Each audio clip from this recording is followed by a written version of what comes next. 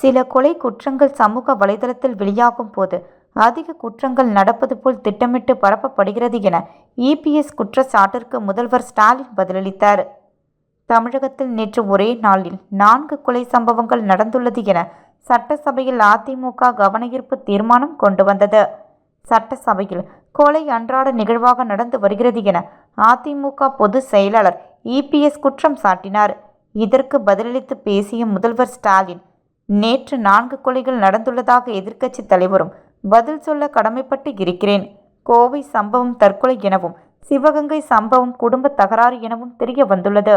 மதுரை, ஈரோடு சம்பவம் குறித்து விசாரணை நடந்து வருகிறது. தமிழகத்தில் சட்ட ஒழுங்கு பிரச்சினை குறித்து எதிர்க்கட்சி தலைவர் போகிற போக்கில் சொல்லிக் கொண்டு போய் இருக்கிறார். தைரியம் இருந்தால் என் பதிலை கேட்டுவிட்டு அதிமுகவினர் சொல்ல வேண்டும். இதுகுறித்து புள்ளி விவரங்களை தெரிவிக்க விரும்புகிறேன். போலீசார் சுதந்திரமாக செயல்பட்டு குற்றவாளிகள் யாராக இருந்தாலும், எந்த கட்சியை சேர்ந்தவர்களாக இருந்தாலும் சட்டப்படி நடவடிக்கை எடுத்து வருகின்றனர். எந்தவித பாரபட்சமும் காட்டுவதில்லை. குற்ற சம்பவங்கள் நடந்த பிறகு மேற்கொள்ளப்படும் துரித நடவடிக்கைகள் ஒருபுறம், குற்ற சம்பவங்கள் நடக்காமல் இருக்க முன்னெச்சரிக்கை நடவடிக்கை மறுபுறம் என போலீசார் நடவடிக்கை எடுத்து வருகின்றனர். தொடர்ந்து குற்ற சம்பவங்களில் ஈடுபடும் கூலிப்படையினர் உன்னிப்பாக கவனப்பட்டு முன்னெச்சரிக்கை நடவடிக்கை எடுக்கப்பட்டு வருகிறது. 2023 கொலை முயற்சிகள் 49,220 உயர்ந்த நிலையில் 2024 31,000 குறைந்துள்ளது. ஒரே ஆண்டில் 17,782 குற்றங்கள் குறைந்திருக்கிறோம்.